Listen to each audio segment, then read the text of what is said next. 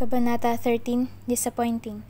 I turned on the aircon. Nakahanap ako ng walis at agad na kinuha iyon. I don't remember sweeping ever, but I know how it's done. Pumasok si Amelia doon at sinusubukan pa rin akong pigilan na maglinis pero buo na ang loob ko. Miss De Alba, pwede naman po kayong sa labas mo na mag-office. Mamaya na lang po to. May in-charge naman ng mga maintenance team. Aniya kahit na sinusubukan na ring itulak ang swivel chair palabas. Hindi naman ganoon karami ang silid pero masasabi ko ring hindi nga ito nalinisan. Hindi nila napaghandaan ng pagdating ko. Kung sabagay, short notice nga naman iyon. Noong weekend pa lang yata sinabi ni Kuya Bernard at ni Mami. But they could have made cleaning a top priority, especially that I am a De Alba heiress. Let's not use that privilege card. May assigned naman po yata para maglinis nito, Miss. It's okay.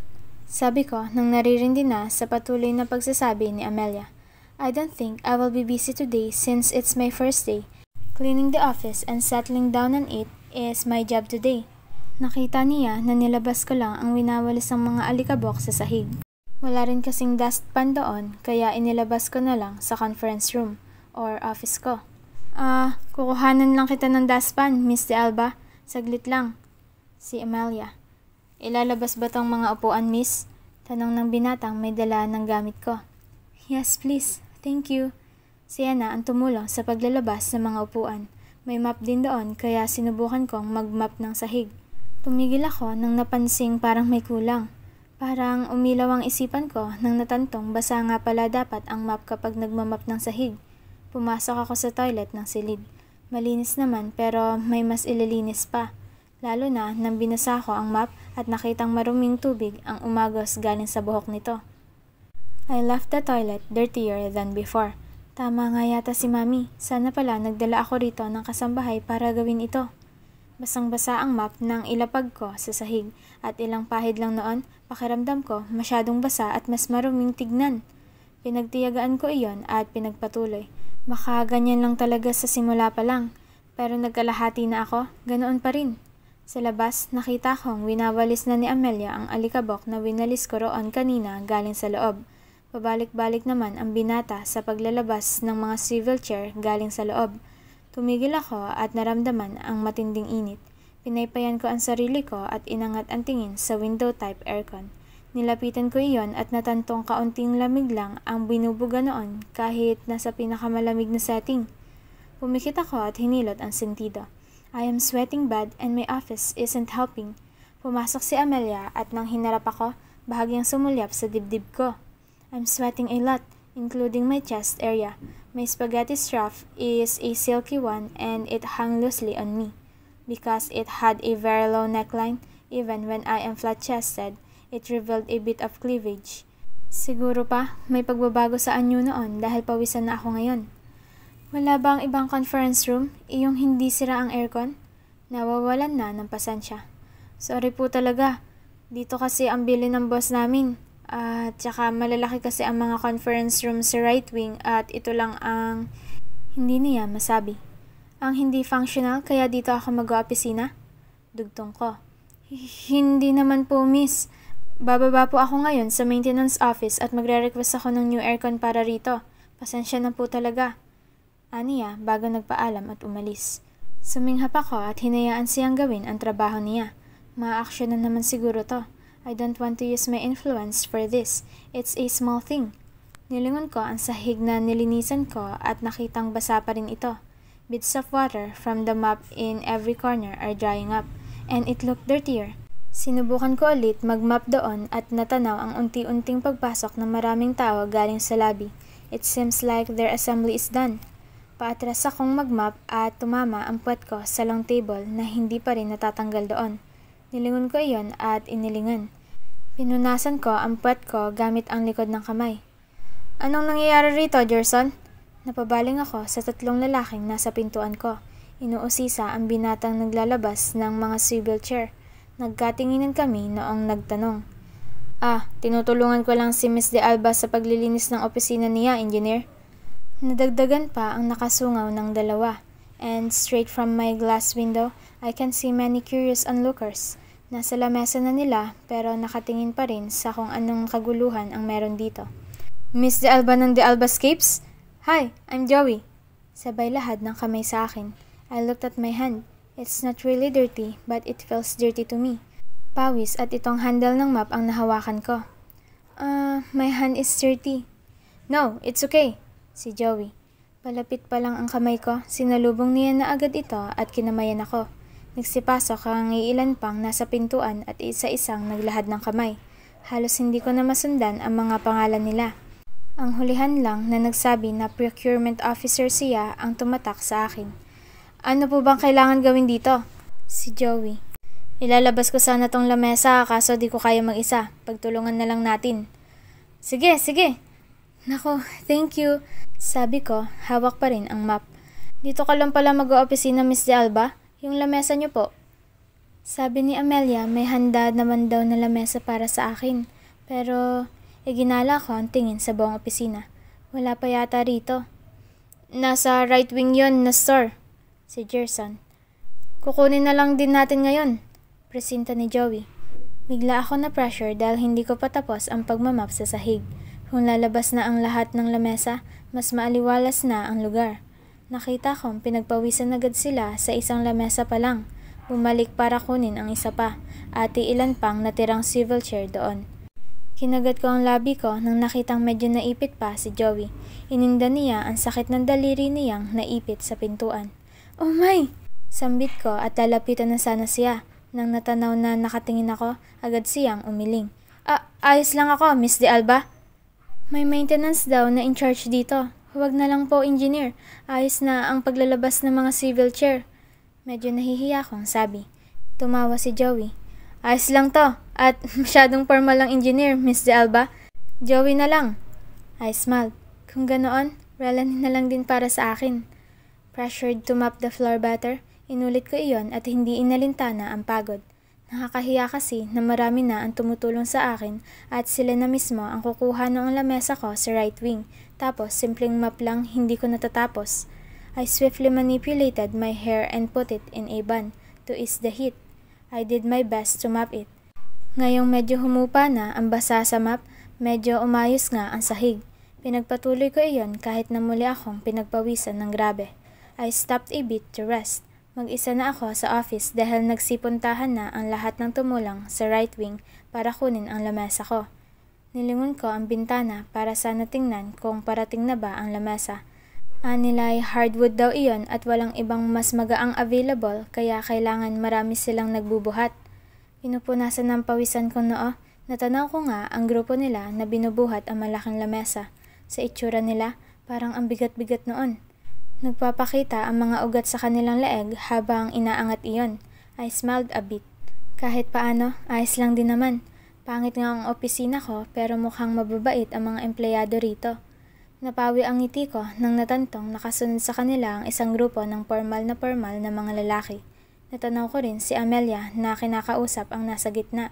They could have walked faster but because my table is in front of them, wala silang nagawa kundi bagalan ng lakad habang nakasimangot na tinatanaw ang nasa unahan.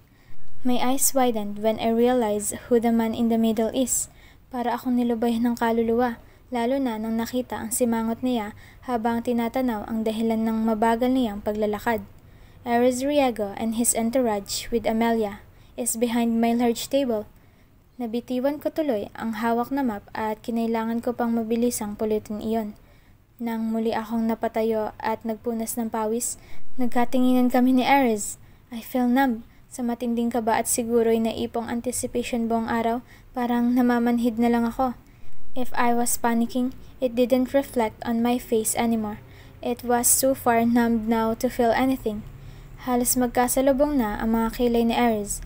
His lips were protruding, even when he licked it as he stared angrily at the large table in front of him, delaying his walk. Kahit nasa loob ako ng opisina, halos marinig ko ang nabasang sinabi niya sa mga tauhan. What is this all about? Dahil sa tanong niya at sa gulat din ng mga empleyado, na ibaba muna nila ang lamesa at napabaling sa grupo ni Ares. Nahihiyang umamin ang mga empleyado sabay turo sa opisina ko. I swallowed hard and didn't know what to do. I continued mapping a bit but I realized I should at least explain that, right?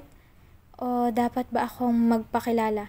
Mukhang mga importanteng tao ang kasama ni Ares. At bakit siya nandito? Ang inasahan kong magkikita kami sa elevator o di kaya sa lobby man lang siguro once a month ay hindi na nagkatotoo. Unang araw ko pa lang dito, nagkita na kami. At sa mismong floor at wing ko pa. My lips parted and my eyes darted back at him when I realized something. Do not tell me his office is the office beside this stupid conference room. Kinalma ko ang sarili at unti-unting lumabas. I need to be professional. Hindi ako pwedeng magpapansin dahil lang de Alba ako. I need to be respectful to him and his colleagues. They might be colleagues as well, or worse, my boss. Lumabas ako. Iniwan ang map sa loob pero doon lang natanto na medyo madungis na pala ako sa paglilinis. Ipapasok na namin to sa office mo, Relanie. Thank you, I said hesitantly now that Ares and his entourage are behind them. They had no choice because my large table is blocking their way. 1, 2, 3! They grunted as they lifted my large table. Pinisil-pisil ko ang kamay ko habang tumatabi ng kaunti para makadaan sila. Nagtagal pa ang tingin ko nang nakita ang nahirapan silang ipasok iyon. Tulong-tulong at sa bayanihan, nagawa nila ng paraan na maipasok ang malaking lamesa sa opisina. Miss De Alba, I was just explaining to them your situation. Si Amelia. This is Engineer Mike Torres, Engineer Erickson Hidalgo, and Engineer Ares Riago. As you know, Engineer Riago is the head of the projects under this line. Marami pa siyang sinabi pero parang gusto ko na mahimatay. I didn't know that! I read the whole document Kuya Bernard sent me and there was no Ares Riago anywhere. Siguro may nakaligtaan ako pero hindi rin nasabi ni Mami kanina sa mga final instructions niya. Siguro hindi na importante pero sana pala nagtanong ako kung sino sa mga executives ng mga Riago iyon. But, of course, I want this to run smoothly. I want to be professional since this is my first assignment for the company. Isa pa, kung gusto ko ngang umayos naman kaunti ang impression ni Ares sa akin, pagkatapos ko siyang lokohin noon, dapat lang na hindi ako masyadong ma-attitude, kahit pa ang pangit at ang init ng opisinang ibinigay niya sa akin. Nice to meet you. Sabay lahad ko sa kay Engineer Torres. Nice to meet you too, Miss De Alba. Naglahad din ng kamay si Architect Hidalgo. He smiled at me, so I smiled back and took his hand. Masyadong maliit pala ang opisina mo. Iyan pa naman ang hindi na gaanong ginagamit na conference room dahil marami ng bagong renovates sa right wing. Engineer Torres said, I want help so bad and tried to negotiate for a new office, but when I saw Ares' annoyed face, I refrained from doing it. I need a better impression. Nakalimutan niya naman na siguro ang nangyari noon. O kung may kaunti pa siyang hinanakit, at least mapapawi iyon kapag mabait na ako ngayon. Hindi na, I'm fine with a small office, kaunti lang din naman ang gamit ko. Sabi ko, sabay lipat ang tingin kay Ares. I caught him looking at my hands still with Architect Hidalgo. Binawi ko iyon at inilahad kay Ares. Kahit na nanginginig ang labi sa pagngiti, nagsika pa rin ako. Hi, Ares, Engineer Riago? He looked at my hand, as if disgusted by it o may naamoy siyang mabaho galing doon. He then snubbed it and looked at the people coming out of my office. Leave everything to the maintenance. There's a proper team for that. Bumalik na kayo sa mga trabaho nyo. Malamig niyang sambit sa mga empleyado roon. Nakatanaw pa ako sa kamay kong inignora niya sa harap. Iyon din ang tiningnan ni Amelia, Architect Hidalgo at Engineer Torres. Engineer Torres even awkwardly looked at Ares, wondering why he didn't take my hand. I cleared my throat and slowly put my hand down. Nilingon ko ang mga empleyado. Thank you so much, I said apologetically to them. Unti-unti na silang bumalik sa mga cubicle nila. Walang anuman, Relanie. Si Joey na nagpatiuna sa lahat. Natanto ko rin taga right wing pala siya. Nag-effort pa talaga siyang tumulong. Nagsiupuan na sa malapit ang iba. Si Gerson naman ay naupo sa isa sa mga lamesa malapit sa opisina. Titingnan ko pa sana silang lahat para makapagpasalamat pero narinig ko ang iritadong mga sambit ni Ares kay Amelia. Didn't I tell you to leave that to maintenance? There are many available tables here. Why not settle for that? Engineer, sinabi ko po kay Miss De Alba yun pero gusto niya po kasi na... Tinanawa ko ni Amelia. Trying hard to be the kind of girl I should be, I butt in. It's okay. Kaunting bagay lang naman ng paglilinis. I can do it. I said in a womanly tone while watching Aries' annoyed expression. Paakyat na ang maintenance, Miss De Alba. Hahakutin na ang mga natitirang lamesa rito sa labas. May kailangan ka pa ba?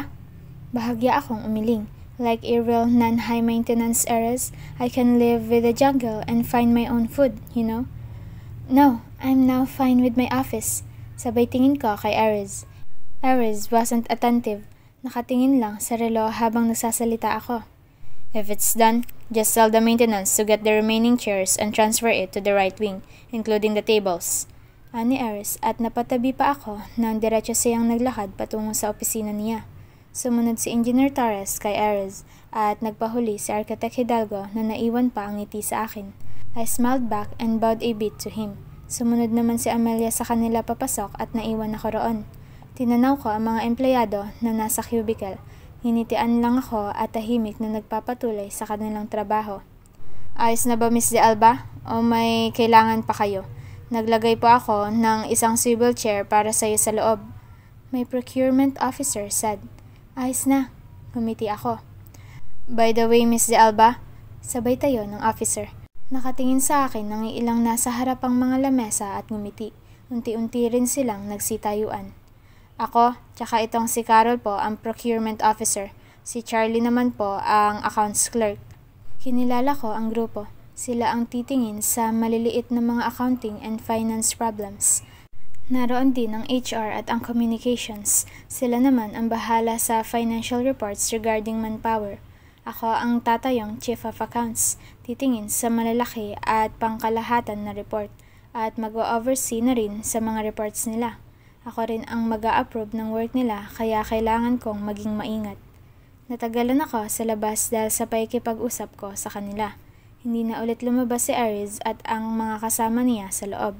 I saw Amelia get out of the office twice to get something on her table. I realized then that she and Gerson are probably Aries' secretaries.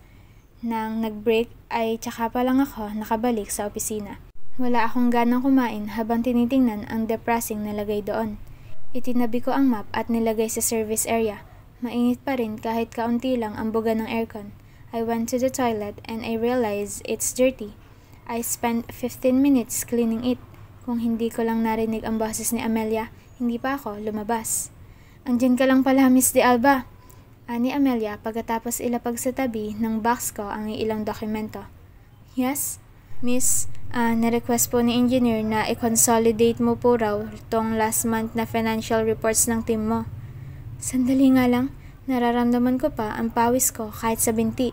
Ako na ang naglinis at init pa dito at hindi pa naayos ng tuluyan ng opisina ko. May trabaho na agad ako. I wiped away the sweat on my face before advancing to my table. Hindi ko maintindihan saan ko ilalagay ang satchel ko ngayong wala akong cabinet kahit saan. Nilapag ko muna ang laptop ko, ilang writing materials at papel. Paakyat na po rito ang maintenance para sa printer nyo, miss. Pakasamahan na rin ang cabinet at parang hindi ko na kaya kung ilalapag ko lang ang printer sa sahig. Awkward siyang natawa. Sige po, ire-request ko. Nakita ko ang kapal ng reports. It's dated last month. Makapal iyon. Sa itsuray, hindi ko siguro matatapos ngayong araw. Lalo na't inubos ko ang buong umaga sa paglilinis. Pagkatapos ay hindi pa ako nakapagtanghalian. Mag-aalauna na. Pwede pa naman to bukas o sa makalawa, di ba? Umiling si Amelia. Late po kasi yan, kaya today ang due date. Napatitig ako kay Amelia. Sa huli, pumikit ako at tumango. Sige, susubukan ko. Sabi ko bago siya nagpaalam. Init pa, naupo na ako sa swivel chair ko. Nang humilig ako sa backrest, muntikan pa akong tuluyang mahulog dahil sira pala ang backrest. Hinilot ko ang sentido ko at ilang sandaling nag-isip. VHRV is bigger than the Albascapes, but heck, I'm sure I won't experience all of this there. Dumilat ako at biglang naalala ang inignorang lahad ng kamay ko kay Aries kanina. My eyes narrowed. Galit pa ba siya? Baliw ba ako? Siyempre, maaaring galit pa. Hindi nga lang ibig sabihin noon na gusto niya pa ako. He's been fooled, so of course, he's angry with me. Natural na lang na malamig siya sa akin. Kasalanan ko yon. I regretted it, you know. He must know that I regret what happened. I'm guilty. Na tingin ko, reasonable lang na galit siya sa akin dahil kasalanan ko iyon. Nagsimula na ako sa mga dokumento. Lahat ng dumadaan ay napapatingin sa opisina ko kaya hindi ko rin maiwasan ang sumulyap. I need blinds but I don't think I have the guts to request it, lalo na dahil sabi ni Amelia na hindi raw pwede. Lumabas na si Engineer Torres, nilingon niya ako sa office at kumaway. May ilan pang pumasok sa office ni Ares. Kitang-kita ko lahat na naglalabas-pasok sa opisina ni Ares dahil sa salaming bintana at pintuan. Lumabas si Architect Hidalgo kalaunan. Hindi na ako nilingon at dire-diretso ang lakad. Nakita ko pang may nakaitim na lalaking sumalubong sa kanya at isang sekretaryang agad ipinakita ang isang papel. I can see each and every activity outside. In return, they can see me too. May ilang kuryoso galing sa right wing. Halatang halata na tinuturo ako at tinititigan ako. I wanna be friendly but I have reports to do so I can't. Dumating na ang request kong cabinet na pagpapatungan ng printer ko at natantong iyon lang talaga ang muebles dito sa office ko. Sigurado ba silang hindi yan dadagdagan? A sofa, a coffee table, and a chair in front of me would make sense. O ako ba ang magpo-provide noon? I should stop my demands and do it myself then. Nakita kong kumatok ang procurement officer ko na si Abel. May dala siyang merienda. Hindi ko namalayan na 3:00 na pala at wala pa akong lunch. Hindi rin naman ako ginugutom. I let him in. Miss De Alba, snacks po. Nakapag-lunch ka po ba? Parang hindi namin napansin na nag-lunch ka. Thank you. Sabi ko nang nilapag ni Abel ang pagkain sa lamesa ko. Hindi kasi ako gutom, pero kakainin ko to. Sabay pakita sa ibinigay niya. Sandwich po yan at iced tea. Galing po kaming baba at nag-break. Thank you talaga. Sorry, ako dapat ang nanlilibre sa inyo. Then, the thought of bringing food in here made more sense. Dapat namimigay nga ako. Sa bait nila sa akin, dapat lang. Adjustment period ko pa nga lang to, kaya pagpaplanuhan ko yan next time. Okay lang po, Miss De Alba. Nahihiyang sinabi ni Abel bago siya nagpaalam na lalabas na. It was almost 5 o'clock when I noticed some other employees are leaving.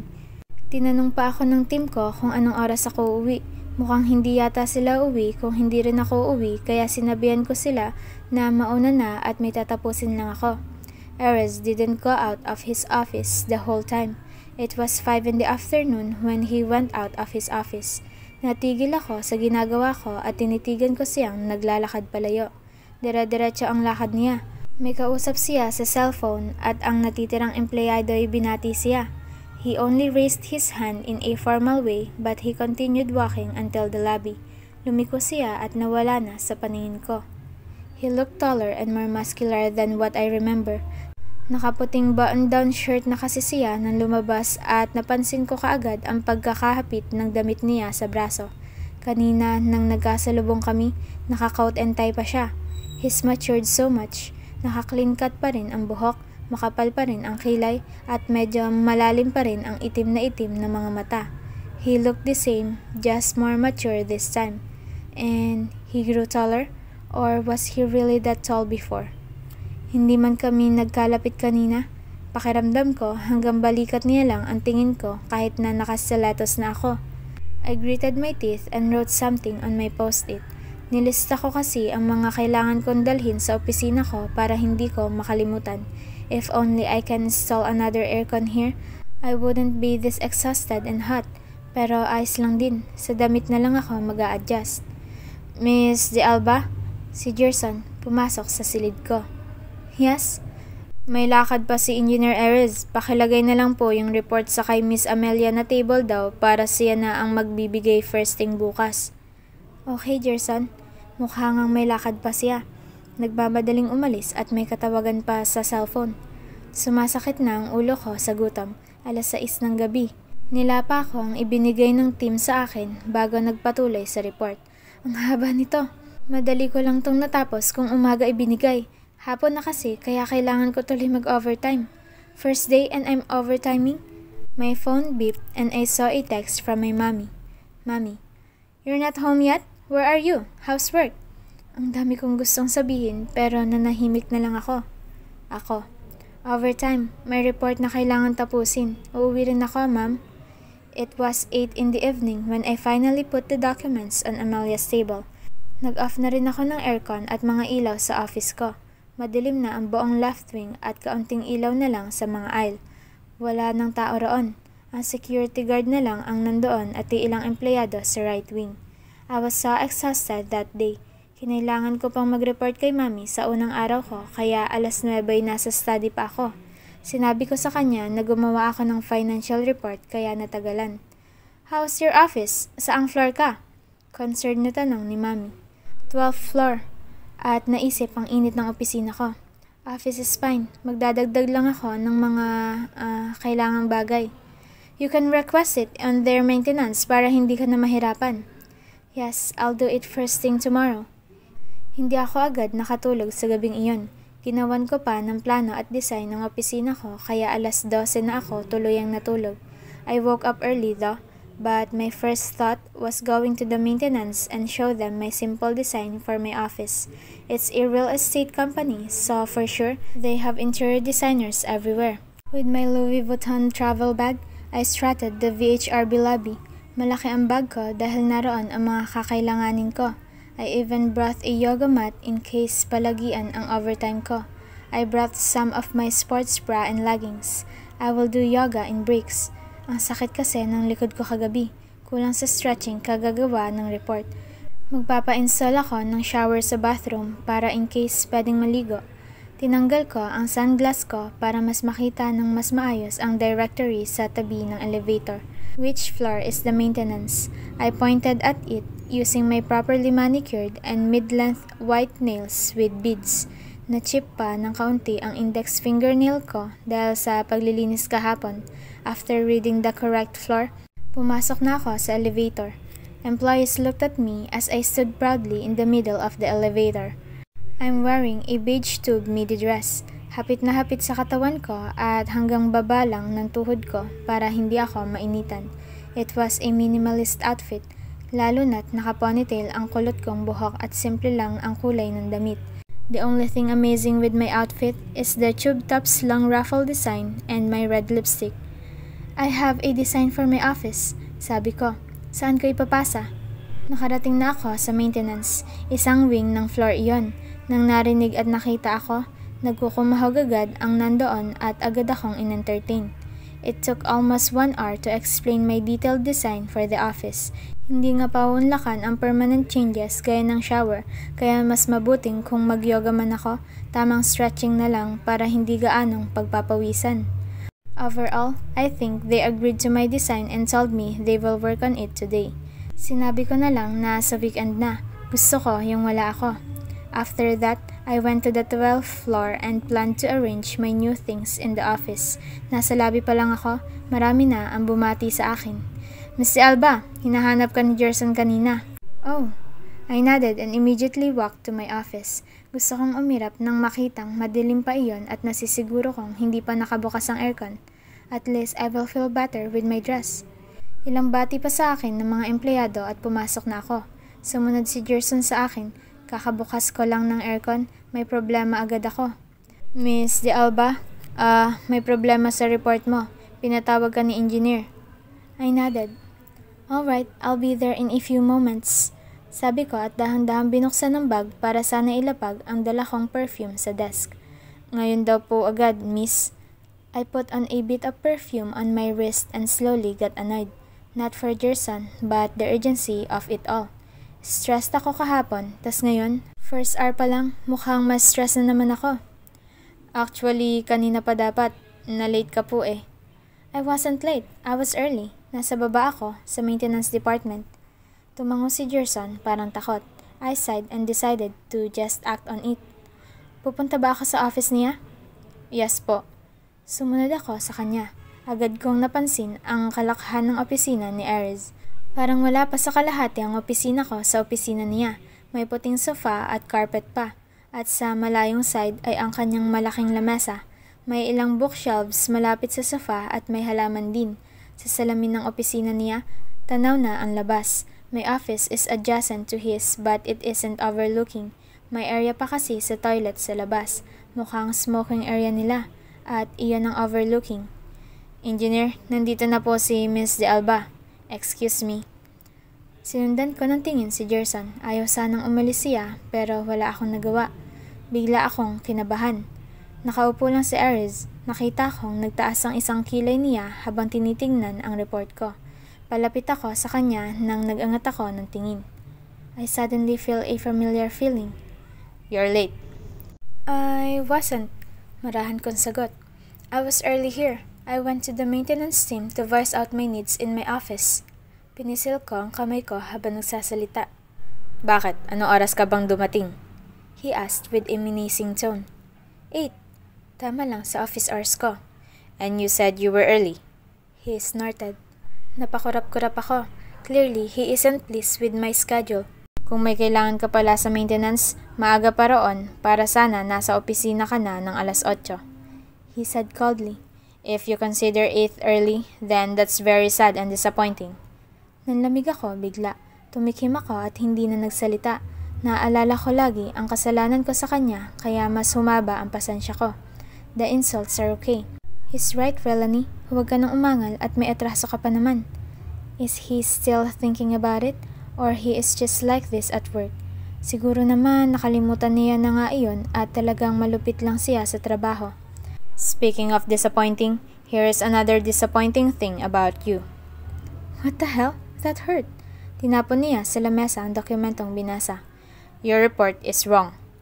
Napalapit ako at marahang pinulot ang folder para makita ang report ko. I said I need that yesterday. I give you time because it's your first day. Now you're late and you didn't do your reports correctly. Saan ba ang mali rito? Hindi mo alam? Mas nang iinsulto pang tanong. Kinagat ko ang labi ko. You're a graduate now, right? Yes, but it's my first time to really officially make a financial report at work. The smug look on his face made me more nervous. Umiling siya, dismayado sa akin. Then, your mother must consider another person for your post. This isn't a joke. This project is big and I can't afford incompetence. Yumuko ako at humigpit ang hawak sa mga papel. I am an employee. May atrasa ako sa kanya.